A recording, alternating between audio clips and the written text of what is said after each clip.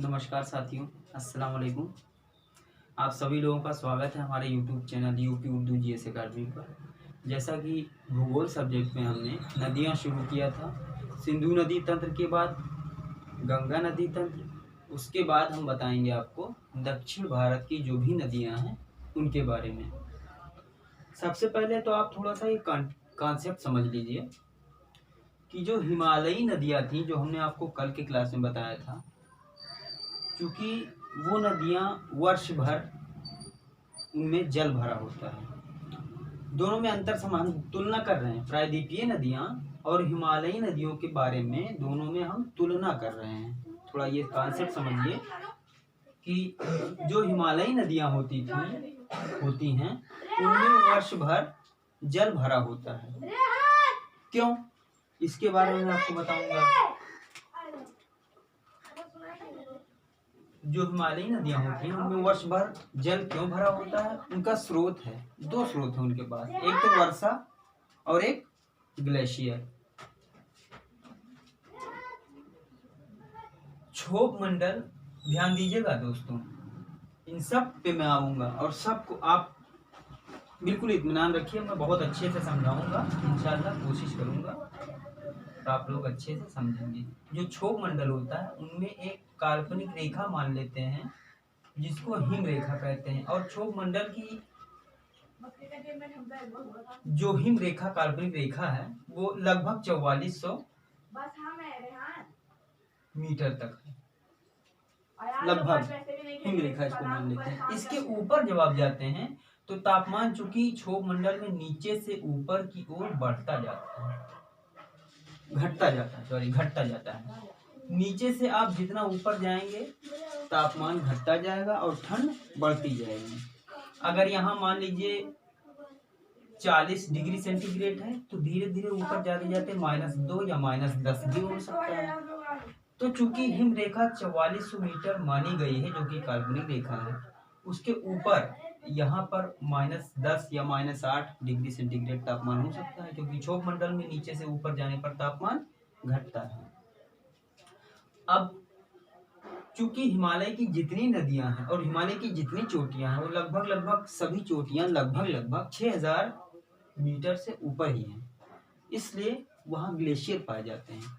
और जब धूप निकलती है तो ग्लेशियर पिघलते हैं, और पिघलने की वजह से यहाँ आते हैं घाटियों में और फिर नदियों के रूप में बहते रहते हैं। इसलिए एक तो वर्षा का हो गया स्रोत और दूसरा ग्लेशियर का।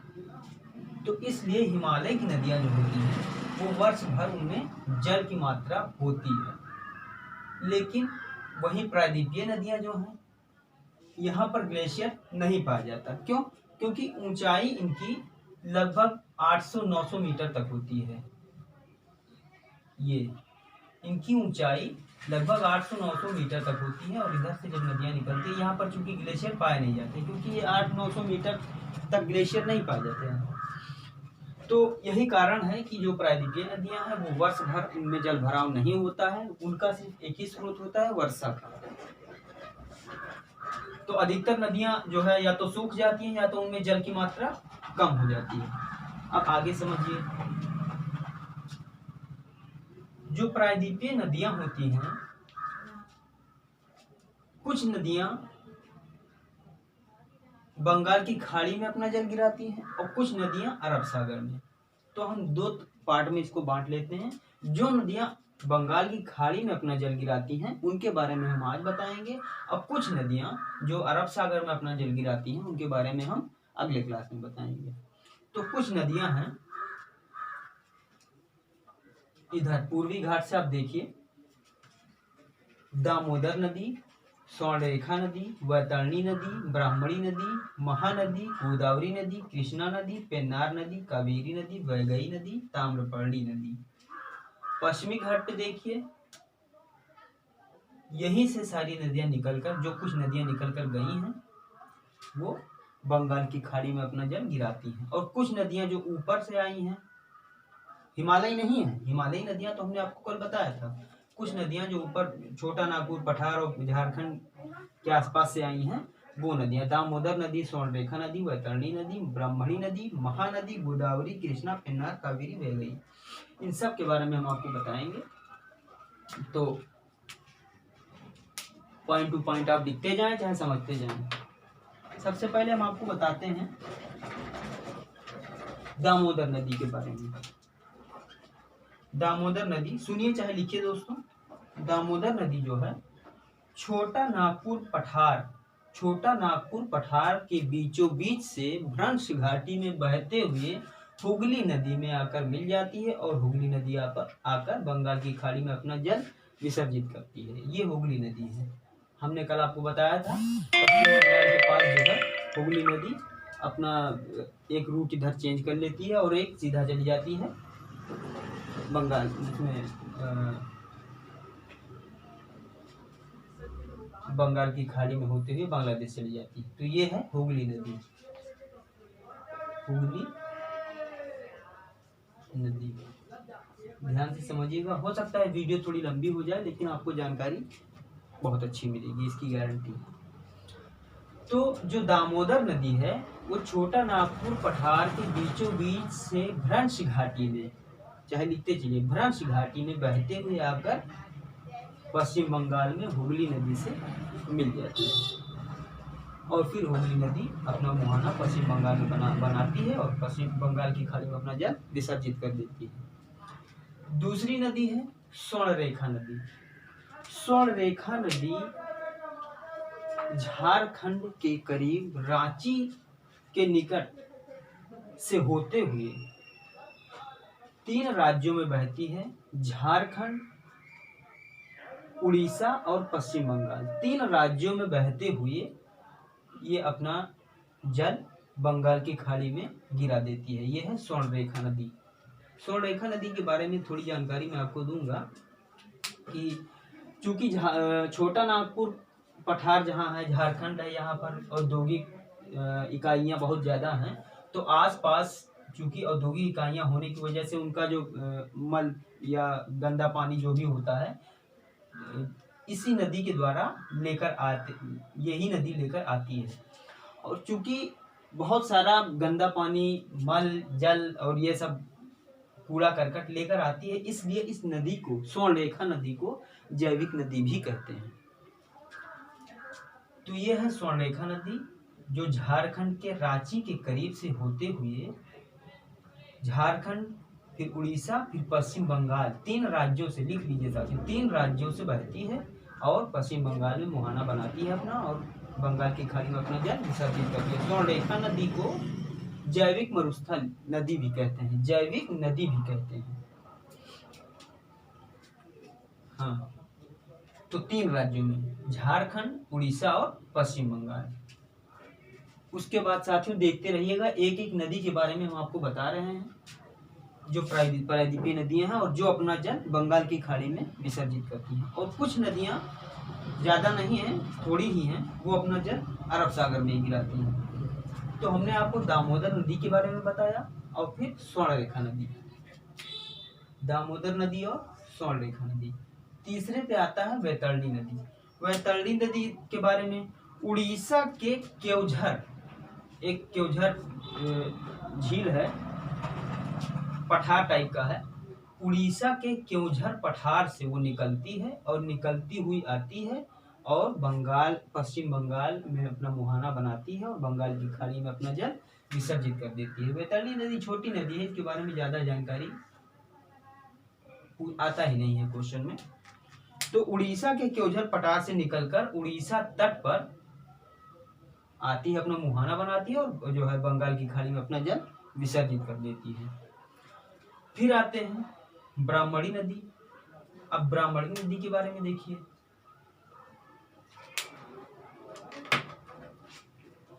ये रांची के समीप से निकलती है। ये भी झारखंड में रांची के समीप, रांची के करीब से निकलती है और निकलकर बहते हुए आती है और उड़ीसा के ही तट पर यह भी अपना मुहाना बनाती है, उड़ीसा के ही तट पर ब्राह्मणी नदी, और अपना जल बंगाल की खाड़ी में विसर्जित करती है।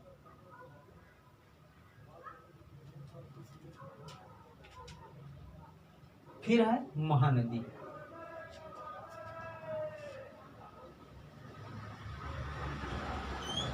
महानदी छत्तीसगढ़ के दंडकारण्य पठार से निकलती है। ये छत्तीसगढ़ के दंडकारण्य पठार से निकलती है ये महानदी। छत्तीसगढ़ के दंडकारण्य पठार से निकलती है और उड़ीसा के तट पर ये भी अपना मुहाना बनाती है और अपना जल बंगाल की खाड़ी में विसर्जित करती है। कितनी नदियां हो गई? दामोदर, स्वर्णरेखा, वैतरणी, ब्राह्मणी और महानदी। अब कुछ बातें और जान लीजिए। इनमें से 3 नदियां कौन कौन? दामोदर, स्वर्णरेखा और ब्राह्मणी। दामोदर, स्वर्णरेखा और ब्राह्मणी, ये तीनों नदियां छोटा नागपुर पठार से निकलती हैं। ये ध्यान दीजिएगा। इनमें से दामोदर, स्वर्णरेखा और ब्राह्मणी, ये तीनों नदियां छोटा नागपुर पठार से निकलती हैं। बाकी जो बची वैतरणी नदी, ये हमने अभी आपको बताया था वैतरणी नदी के बारे में कि ये उड़ीसा के केओंझर पठार से निकलती है। ये छोटा नागपुर पठार से नहीं निकलती, ये उड़ीसा के केओंझर पठार से निकलती है। बाकी जो 3 नदियां हैं ब्राह्मणी, स्वर्णरेखा और दामोदर, ये छोटा नागपुर पठार से निकलती है। छोटा नागपुर, ये छोटा नागपुर पठार से निकलती है। उसके बाद आते हैं महानदी। महानदी छत्तीसगढ़ के दंडकारण्य पठार से निकलती हुई उड़ीसा में ये अपना डेल्टा बनाती है और अपना जल विसर्जित करती है। कहाँ? बंगाल की खाड़ी में। ये हो गया महानदी के बारे में। एक एक पॉइंट लिखते रहिएगा साथियों, देखते रहिएगा, समझते रहिएगा। दामोदर, स्वर्णरेखा, ब्राह्मणी छोटा नागपुर पठार से निकलती है। वैतरणी नदी उड़ीसा के केओंझर पठार से निकलती है। महानदी जो है छत्तीसगढ़ के दंडकारण्य पठार से निकलती है। एक खास बात यहाँ मैं आपको बताऊंगा कि महानदी की जो घाटी है, ये जो घाटी है, चूंकि नदी जब बहती है तो अपने साथ में निचले स्थानों में घाटी बनाते हुए जाती है। तो इसकी जो घाटी है महानदी की, ये बहुत ही उपजाऊ है। इसमें धान बहुत पैदा होता है। धान का कटोरा, इसीलिए छत्तीसगढ़ के महानदी घाटी को धान का कटोरा कहते हैं। धान की पैदावार बहुत ज्यादा होती है यहाँ पर छत्तीसगढ़। तो महानदी कहाँ से निकलती है? छत्तीसगढ़ के दंडकारण्य पठार से। और ये अभी जितनी सारी नदियां हम बताए हैं, सभी नदियां अपना जल बंगाल की खाड़ी में विसर्जित करती हैं। अब नीचे देखिए, गोदावरी, कृष्णा, पेन्नार, कावेरी, वैगई, ताम्रपर्णी। अब हम आपको बताते हैं गोदावरी नदी के बारे में। गोदावरी नदी दक्षिण भारत की सबसे लंबी नदी। गोदावरी नदी को दक्षिण भारत की सबसे लंबी नदी कहा जाता है। इसकी लंबाई कितनी है? गोदावरी नदी की लंबाई 1465 किलोमीटर। ये दक्षिण भारत की सबसे लंबी नदी है गोदावरी। ये निकलती कहाँ से है? इसको देख लीजिए कहाँ से निकलती है। महाराष्ट्र के पश्चिमी घाट, महाराष्ट्र के पश्चिमी घाट के पहाड़ी, हमने बताया ना पश्चिमी घाट की ऊंचाई 800-900 मीटर है, ज्यादा नहीं है। तो ये पहाड़ी है, पहाड़ नहीं है। तो महाराष्ट्र के पश्चिमी घाट के पहाड़ी, नासिक है, नासिक के पहाड़ी, जिसका नाम है त्र्यंबक। ध्यान दीजिएगा, इसका नाम है त्र्यंबक।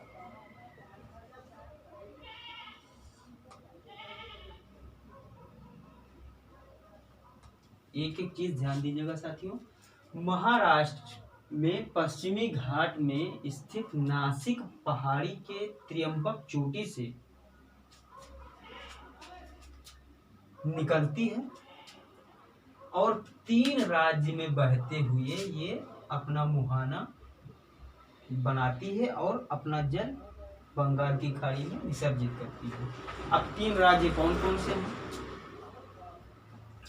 महाराष्ट्र, तेलंगाना और आंध्र प्रदेश।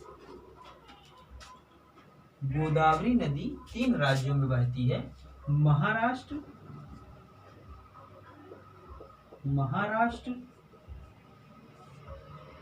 तेलंगाना और आंध्र प्रदेश। 3 राज्यों में। गोदावरी नदी महाराष्ट्र पश्चिमी घाट में स्थित एक नासिक जगह है, वहां पर एक त्र्यंबक नाम की चोटी है। उस चोटी से निकलकर 3 राज्यों में बहते हुए अपना मुहाना आंध्र प्रदेश में बनाती है और अपना जल बंगाल की खाड़ी में विसर्जित करती है। अब गोदावरी नदी की छोटी छोटी सहायक नदियां हैं, छोटी छोटी कुछ सहायक नदियां हैं जो हम आपको बताएंगे। उन नदियों के नाम लिख लीजिए, मैं नाम यहीं पर लिख रहा हूँ।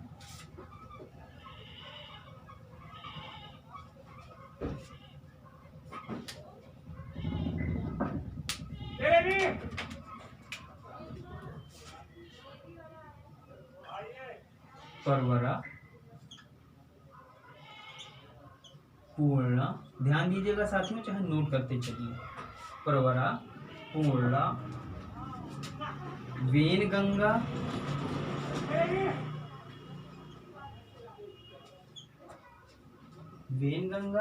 ध्यान दीजिएगा साथियों, प्रवरा, पूर्णा, वेनगंगा, पेनगंगा,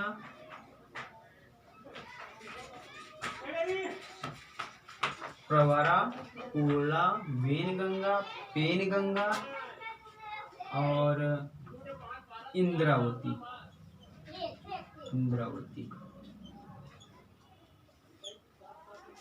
जिसमें से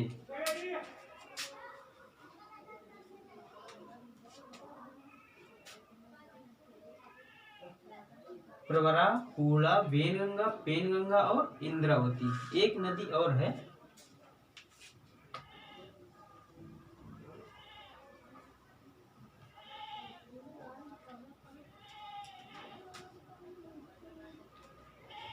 मंजीरा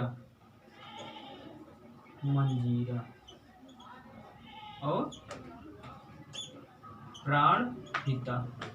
ध्यान दीजिएगा साथियों, ये गोदावरी नदी की सहायक नदियां हैं। इनमें भी कुछ खास बातें हैं। ये जो मंजीरा है ये उत्तर से बहती हुई मिलती है गोदावरी में।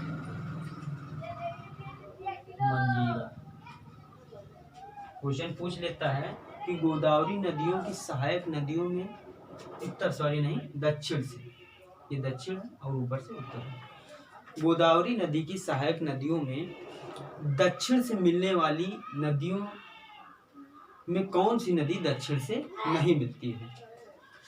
तो एक ही नदी है जो गोदावरी की सहायक नदी है जो दक्षिण से गोदावरी नदी में मिलती है, नाम है मंजीरा। बाकी और जो नदियां हैं प्रवरा, पूर्णा, वेनगंगा, पेनगंगा, इंद्रावती, प्राणहिता, ये सारी नदियां उत्तर से गोदावरी में मिलती हैं। जो सबसे लास्ट में है, ये सबसे सबसे पूर्व में जो है वो इंद्रावती है। इंद्रावती नदी गोदावरी नदी में मिलने वाली नदियों में सबसे पूर्व में है, जो उत्तर से गोदावरी नदी में मिलती है, उत्तर से। इंद्रावती, प्राणहिता, पेनगंगा, वेनगंगा और प्रवरा, ये मंजीरा। इंद्रावती, प्राणहिता, वेनगंगा, पेनगंगा और प्रवरा, जो मंजीरा नदी है वो दक्षिण से गोदावरी नदी में मिलती है। गोदावरी नदी दक्षिण भारत की सबसे लंबी नदी है। गोदावरी नदी की लंबाई 1465 किलोमीटर है। गोदावरी नदी पश्चिमी घाट में नासिक पहाड़ी पर स्थित एक चोटी है त्र्यंबक नामक, वहां से निकलती हुई 3 राज्यों से बहती हुई आंध्र प्रदेश में अपना मुहाना बनाकर और बंगाल की खाड़ी में अपना जल विसर्जित कर देती है। 3 राज्य कौन कौन से हमने बताया था अभी आपको, महाराष्ट्र, तेलंगाना, आंध्र प्रदेश। ध्यान में रखिएगा साथियों। उसके बाद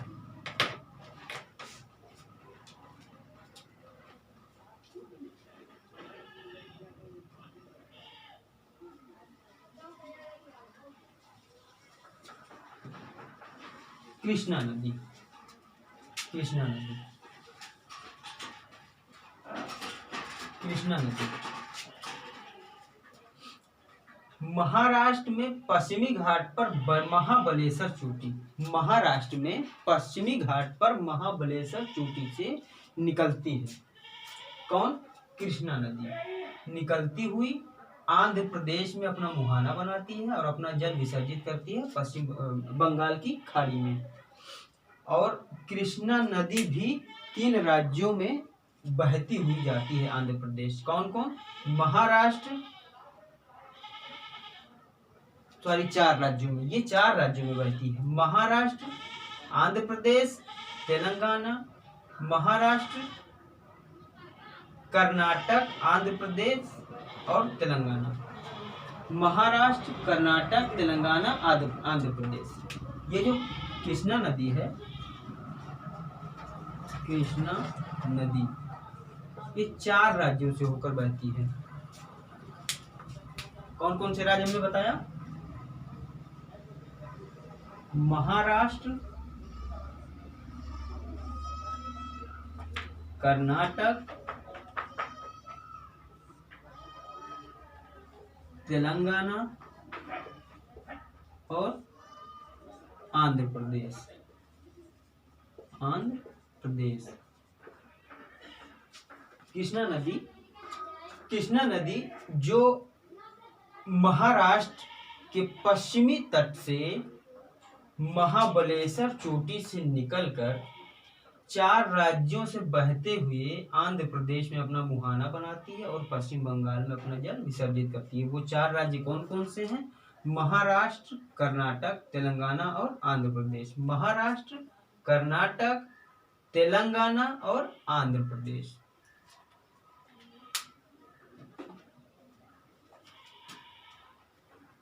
अब इसकी भी कुछ सहायक नदियां हैं, उन सहायक नदियों को हम आपको लिखवाएंगे। सहायक नदियां,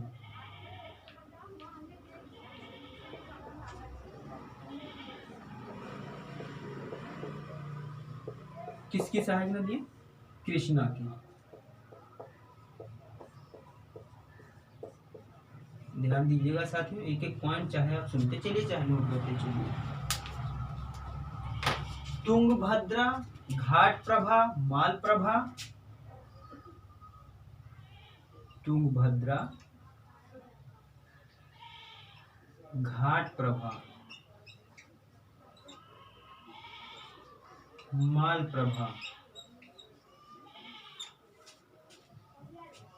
साथियों एक एक पॉइंट नोट करते चलिएगा। तुंगभद्रा, घाट प्रभा, माल प्रभा, दूध गंगा, पंचगंगा, भीमा, कोयना। दूध गंगा, पंचगंगा, भीमा,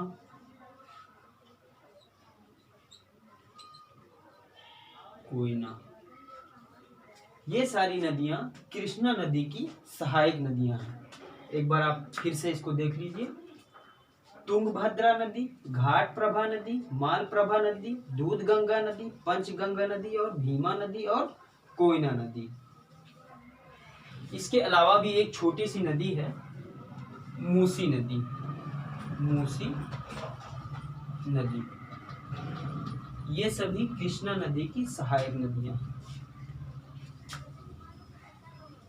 अच्छा, ये हैदराबाद शहर जो है वो तो आंध्र प्रदेश और तेलंगाना दोनों की राजधानी है, लेकिन थी, अब शायद अमरावती हो गई है आंध्र प्रदेश तेलंगाना की।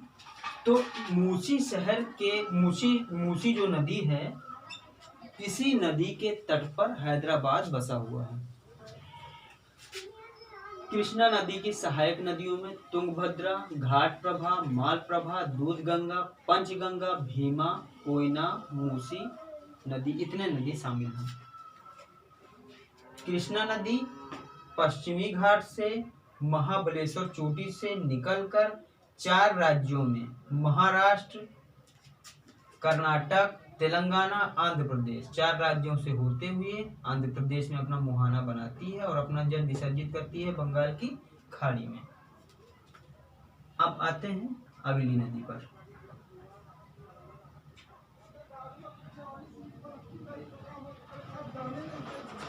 आपको समझाने के लिए, जब आप जो है एटलस देखेंगे और सारी नदियों को देखते हुए पढ़ेंगे तो फिर आप कभी भूलेंगे नहीं साथियों, ध्यान दीजिएगा। अब अगली नदी है पेन्नार नदी। पेन्नार नदी, पेन्नार नदी बहुत छोटी नदी है, लेकिन इसके बारे में लिख लीजिए एक लाइन। कर्नाटक में कुलेरू झील से, कर्नाटक में कुलेरू झील से निकलकर अपना मुहाना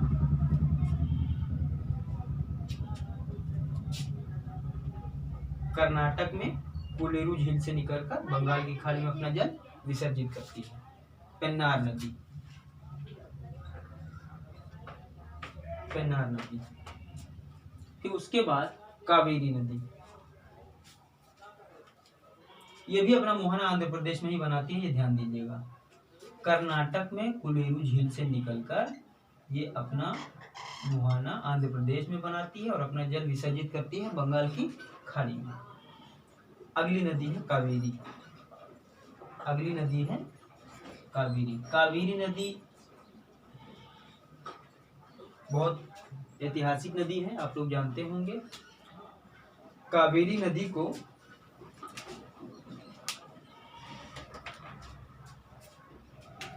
कावेरी नदी जो है पश्चिमी घाट पर ब्रह्मगिरी पहाड़ी, कावेरी नदी पश्चिमी घाट पर ब्रह्मगिरी पहाड़ी से निकलकर अपना मुहाना, एक बार फिर से नोट करते चलिए साथियों। कावेरी नदी ब्रह्मगिरी पहाड़ी से निकलकर 2 राज्यों से होते हुए अपना जल बंगाल की खाड़ी में विसर्जित करती है। कौन कौन से राज्य हैं वो? कर्नाटक और तमिलनाडु, 2 राज्यों से होते हुए, कर्नाटक और तमिलनाडु। कावेरी नदी ब्रह्मगिरी पहाड़ी से निकलकर 2 राज्यों से होते हुए अपना जल पश्चिम बंगाल की खाड़ी में गिराती है। इसके बारे में कुछ और ऐतिहासिक चीज मैं बताता हूँ। चूंकि ये नदी जो है कावेरी नदी, ये वर्ष भर इसमें जल भराव रहता है, बना रहता है। क्यों बना रहता है इसके बारे में समझ लीजिए। इस नदी के जल भराव का कारण जो है 2 स्रोत है। एक तो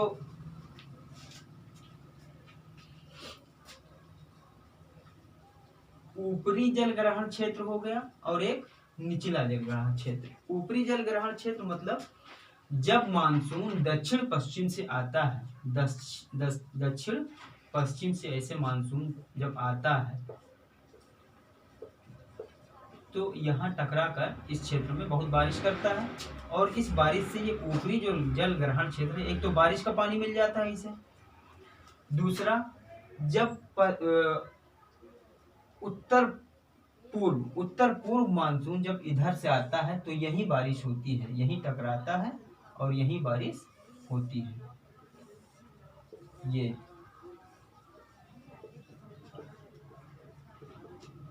तो जो ऊपर वाला क्षेत्र है वो दक्षिण पश्चिम मानसून से जल पाता है और जो निचला वाला क्षेत्र है वो उत्तर पूर्व मानसून से जल पाता है। तो अब दोनों मानसून से ये जल पाता है, इसलिए इसमें पूरे साल जल भराव रहता है। ये इसकी खास बात हो गई जल भराव का कारण। और कावेरी नदी 2 राज्यों से होकर जाती है। कौन कौन से? कर्नाटक और तमिलनाडु से।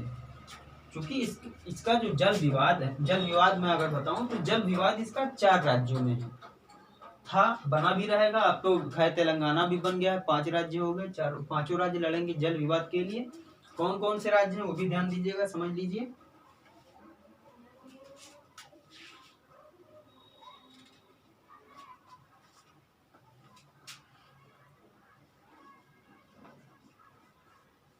तमिलनाडु,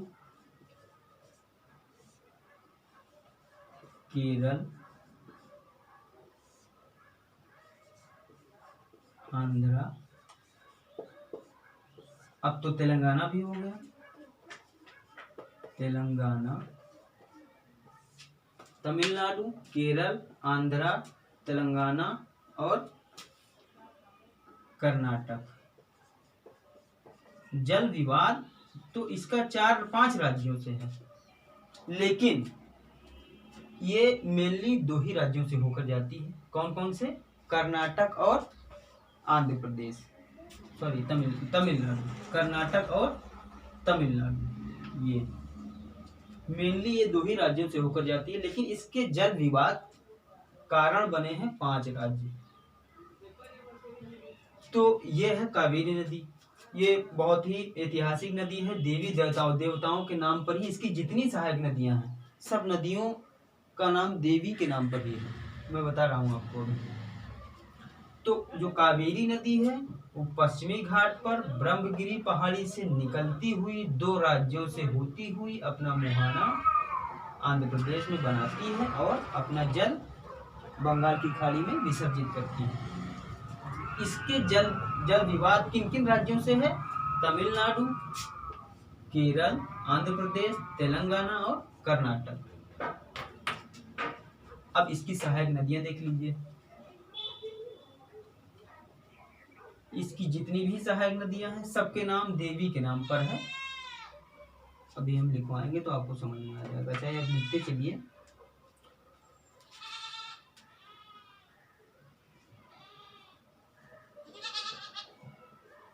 शिमसा नदी,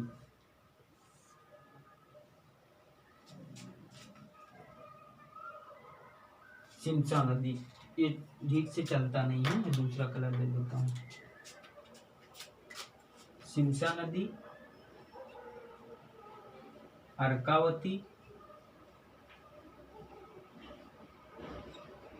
हेमवती, ये सब इसकी सहायक नदियां हैं। किसकी? कावेरी नदी की। काबिनी,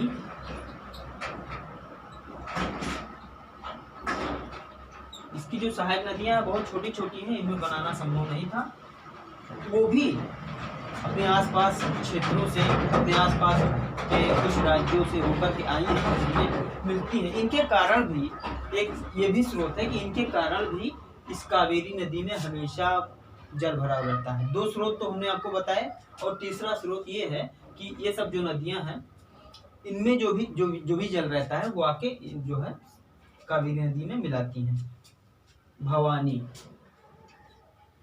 हमने कहा ना आपको कि जितनी भी सहायक नदियां हैं, सबके नाम देवी के ही ऊपर हैं। शिमसा नदी, अर्कावती नदी आगे जोड़ते रहिएगा, हेमवती नदी, काबिनी नदी, भवानी नदी और लक्ष्मणवर्ती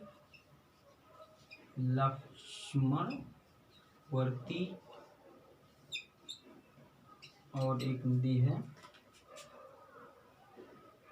लोकपावनी।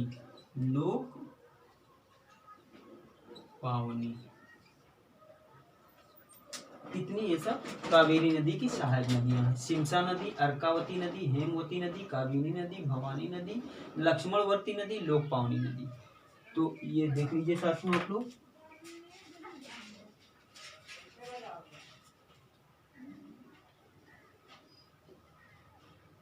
एक बार देख लीजिए, फिर मिटा लें इसको। फिर वैगई और ताम्रपर्णी 2 ही बचा हुआ है।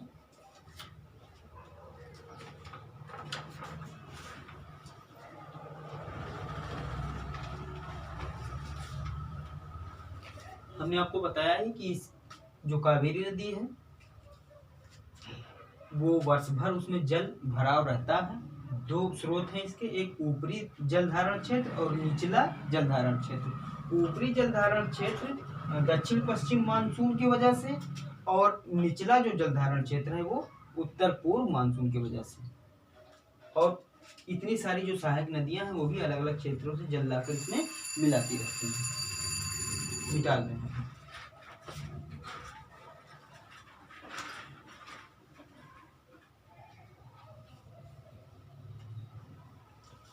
अब वैगई नदी छोटी सी नदी है, इसके बारे में छोटा सा बस 1 लाइन 2 लाइन ही लिखना है।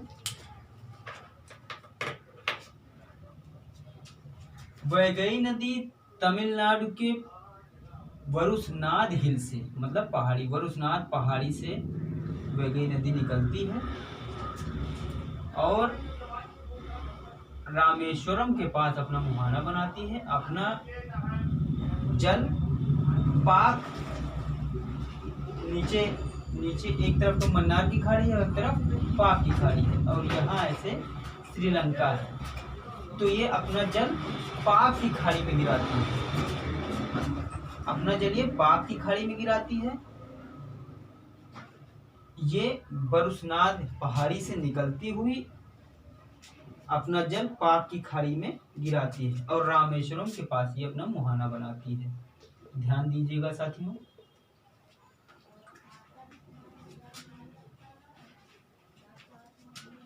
तमिलनाडु ये है, तमिलनाडु के वरुसनाद हिल से निकलती है, वरुसनाद हिल से निकलती है तमिलनाडु के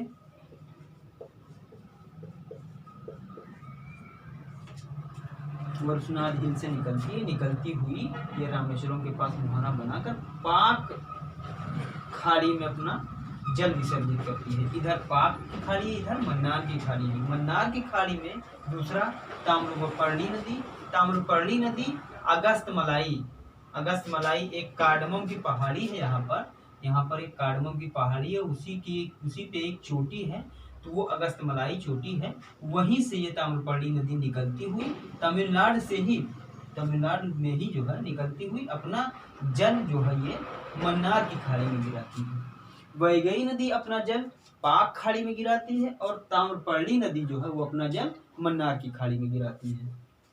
तो ये इतनी सारी नदियां हो गई जो प्रायद्वीपीय नदियां हैं और जो वो नदियां हैं जो अपना जल बंगाल की खाड़ी में गिराती हैं।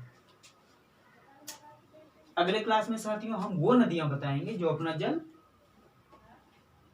अरब सागर में गिराती हैं। तो मुझे उम्मीद है आप लोगों को काफ़ी अच्छा लगा होगा, आप लोग समझ भी गए होंगे। और पूरा वीडियो देखने के लिए धन्यवाद, बहुत बहुत शुक्रिया। और अच्छा लगे साथियों तो सब्सक्राइब कर दीजिएगा और लाइक शेयर भी करिएगा। हमारा channel UP Urdu GS academy है। धन्यवाद।